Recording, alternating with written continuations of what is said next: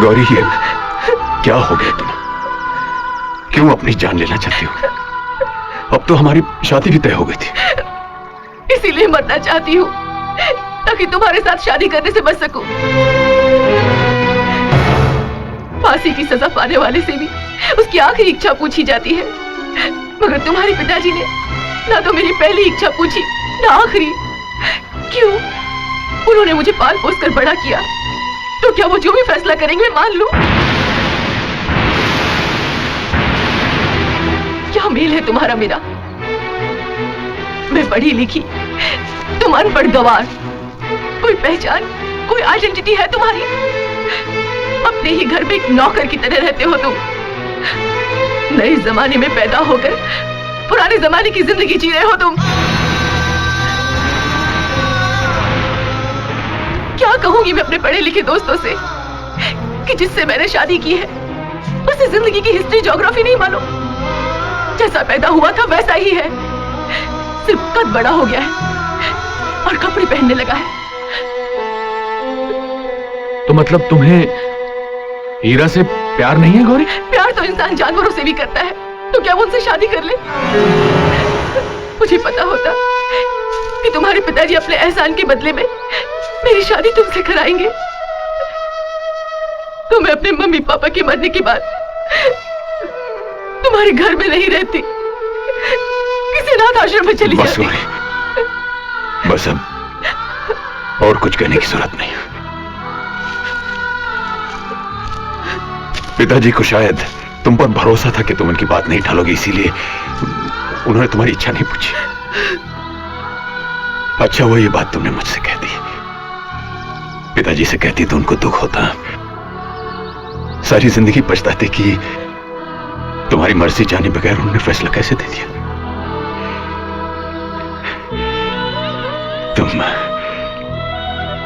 तुम मुझसे शादी नहीं करना चाहती, मत करो। मैं पिताजी से कह दूंगा कि मैं गौरी से शादी नहीं करना चाहता। मैं उनकी नजरों में वैसे ही गिरा हुआ हूं, थोड़ा सा और गिर जाऊंगा, लेकिन तुम किसी की नजरों में गिरो ये मुझसे बर्दाश्त नहीं होगा। जाओ गौरी, हीरा तुम्हारे रास्ते से हट गया।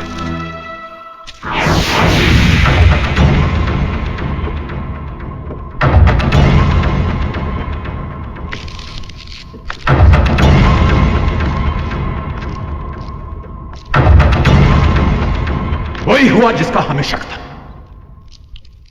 कभी न दिखाई देने वाला भगवान हमें हर रंग में नजर आता है, मगर इस नालायक का कोई भी रंग हमारी समझ में नहीं आता। हीरा, क्या हुआ? तुमने तो कोई सवाल मत मांगना। हमें इससे सिर्फ एक सवाल का जवाब चाहिए, ये गौरी से शादी करेगा या नहीं?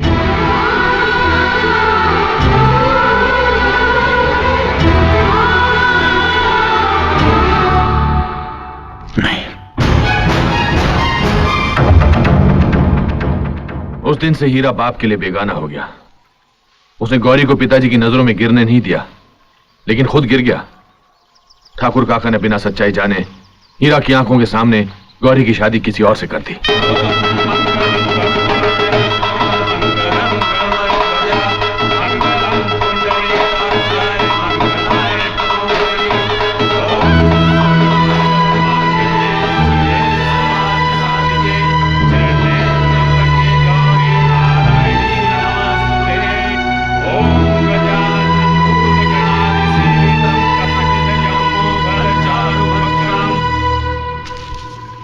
हीरा ने प्यार कर दिया तो जलाया था, मगर बेचारे के हाथों में सिर्फ अंधेरा ही आया। मेरी तुमसे एक विनती है, अगर तुम हीरा के घाव नहीं भर सकती तो कम से कम उन्हें कुरेदना भी मत।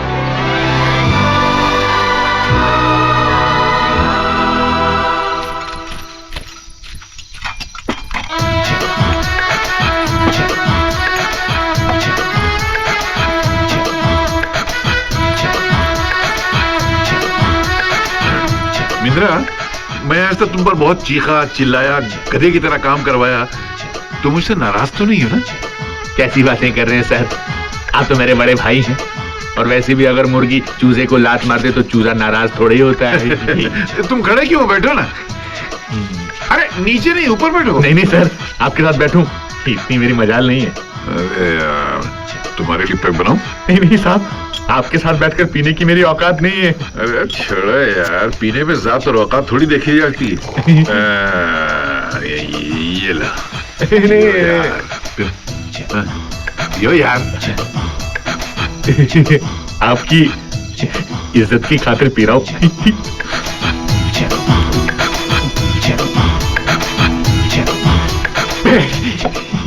एक बात बताओ मिंदर, तुम पढ़े लिखे हो, मेहनती हो, फिर ये जिल्लत भरी गुलामी करके अपनी जिंदगी की मिट्टी पलीत क्यों कर रहे हो?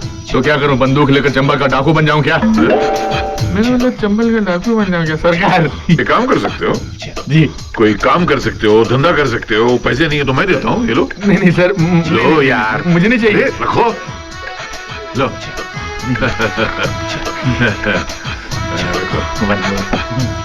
अब एक बात बताओ मित्रा जी। ये जो लड़की अभी आई थी, ये सब रख के गई है, ये कैसी है? लड़की जैसी है। अरे वो तो मुझे ही मालूम है यार। मतलब है कि तुम समझ रहे हो मैं क्या कहना चाह रहा हूँ? हाँ, जालिम सिंह से पूछकर बताऊंगा। जालिम सिंह कौन? इस काम वाली का मर्द है। मर्द? कुछ दिन पहले एक दूसरे आदमी ने भी इससे यही पूछा था, तो जालिम सिंह ने उसके हाथ पांव काट दिए थे। आजकल जेल में है। 28 तारीख को छूट कर आ रहा है। आज का तारीख है 26, परसों।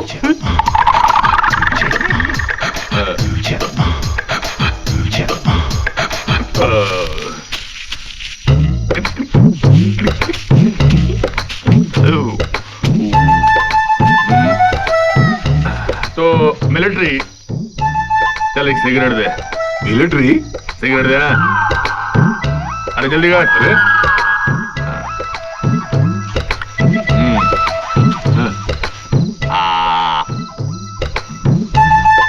जलाएगा कौन, तेरा बाप? हाँ?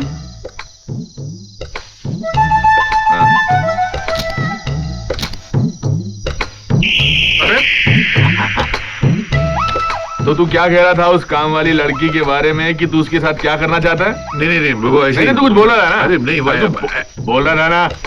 मुंह से निकल गया यार, जानते ना, बाद में दम नहीं है। चल शराब डाल। और एक मिनट, तू ज्यादा मत पी, तेरे हो गई है। मैं क्या तेरा नौकर हूँ? जब तू कहेगा पीना शुरू कर दूं और जब तू कहेगा मैं बंद करना शुरू कर दूं। देख, तू बदतमीजी करने लगा है। अरे बदतमीजी मैं कर रहा हूँ या तू कर रहा है?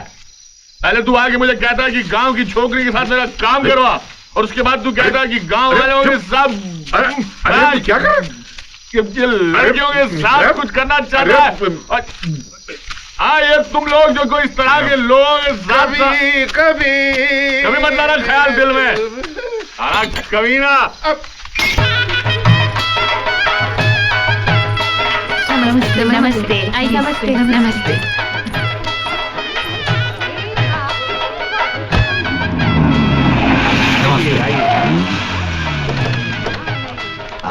वेलकम मोहन।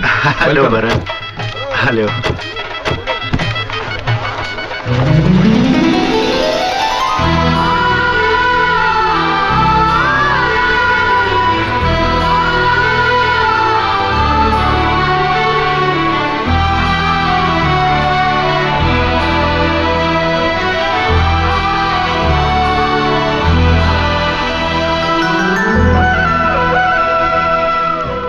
चलो।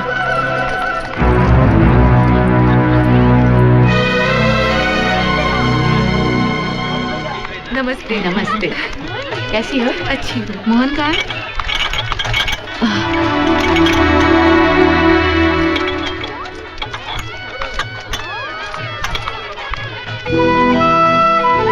लीजिए ना, लीजिए।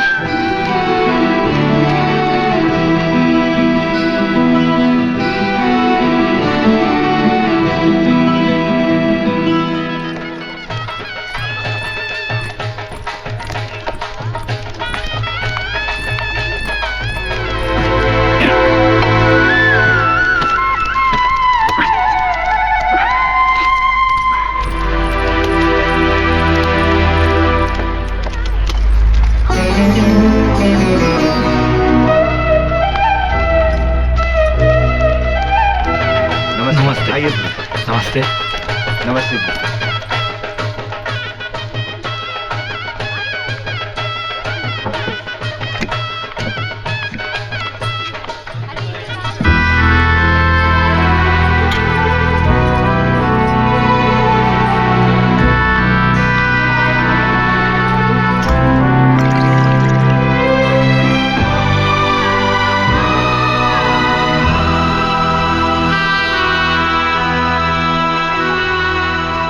गोविंद को दे दो। आओ भैया, हाँ ये मेरी ननद उषा है। मेरी शादी के टाइम ही अमेरिका में थी। हाँ। अब आई है तो आप लोगों से मिलवाने के लिए लाई हूँ। अच्छा, ये करण भैया, ये बरन भैया। नमस्ते। अरे हीरा, जी भैया। भैया 2 कोल्ड ड्रिंक दो। प्लीज। Excuse me. भाभी, ये कौन है? इसने तो हमें इंट्रोड्यूस नहीं कराया। ये कोई वीआईपी नहीं है जिनसे तुम्हारा इंट्रोडक्शन कराया जाए।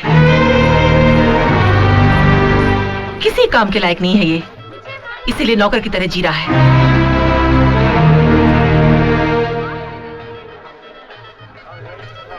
Thank you.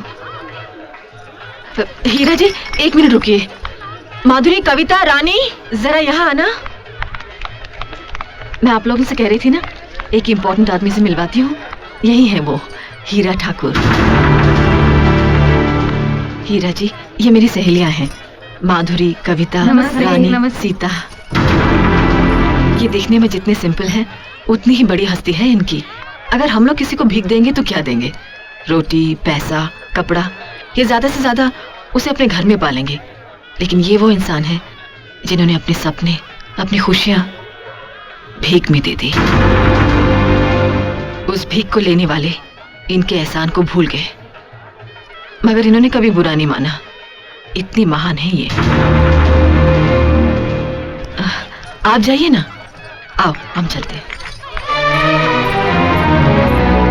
क्या बात है गौरी? दीदी, ये कौन है? ये अपनी उर्मिला की ननद है, आईएएस कर रही है।